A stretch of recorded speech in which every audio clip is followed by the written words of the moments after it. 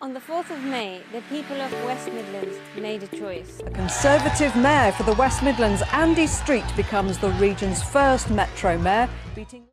The election fever isn't over yet. We still have the June 8th general elections coming up, where there will be a close match between the Conservatives and the Labour Party. Let's see what Ali and Haider have to say about the general elections coming up.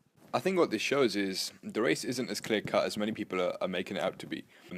And for us in the Labour Party, especially for Jeremy Corbyn, it gives us the opportunity to offer a very clear and credible alternative to austerity and the Conservative Party. Ali, what about you? I think how the Conservative Party has done on these local elections, I mean, gaining 562 more councillors, taking control of another 11 councils, it shows the strength we're in. It shows the rebirth of the Conservative urban agenda. I think I'm going to vote for the Labour Party. I live in a safe Labour seat, so it's a choice whether I want to waste my vote and vote Conservative, which is perhaps what I'm leaning towards. Definitely voting for Labour. Yes, I'll be voting for Jeremy Corbyn's party, Labour. I think I'll just sit down and cry for a bit. Me and Sheila seem like massively good options. Maybe I'll go green to just waste my vote. I have not yet decided, but I'll decide very soon. The reason why I think it's a time where the country needs leadership. The Tories are a complete and utter disaster.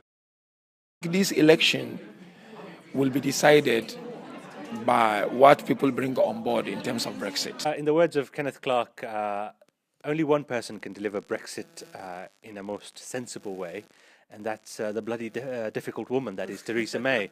Who's negotiating something that she's not even clear on? That's absolute nonsense.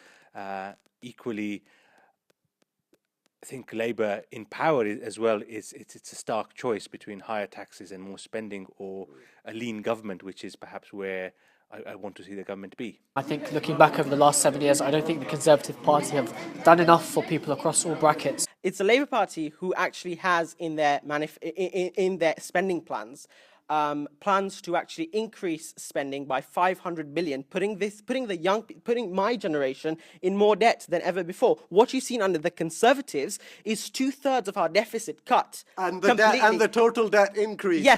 Looking at situations people are living in, looking at the NHS and the crisis that we're facing there, looking at policing, looking at schools. You know, classes are so big in schools. I think if Labour lose this election, then we will need a more stronger opposition which is united behind its new leader, hopefully. And I've seen traditional Labour voters who no longer in any way resonate with the message Jeremy Corbyn is giving them. So I don't understand why people are having such a go at Jeremy Corbyn, who happens to be the only politician who stands for his policies, who stands for honesty, who stands for truth, who stands for the values he believes in, has consistently done so for the last 30 years. There is one worry only I have about him, that will he be able to handle it? Corbyn out. In an ideal world, yes.